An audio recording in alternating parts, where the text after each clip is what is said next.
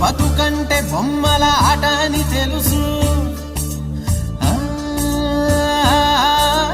కథ అని తెలుసు, కథ అని తెలుసు, కథలన్నీ కంచికే చేరునని తెలుసు.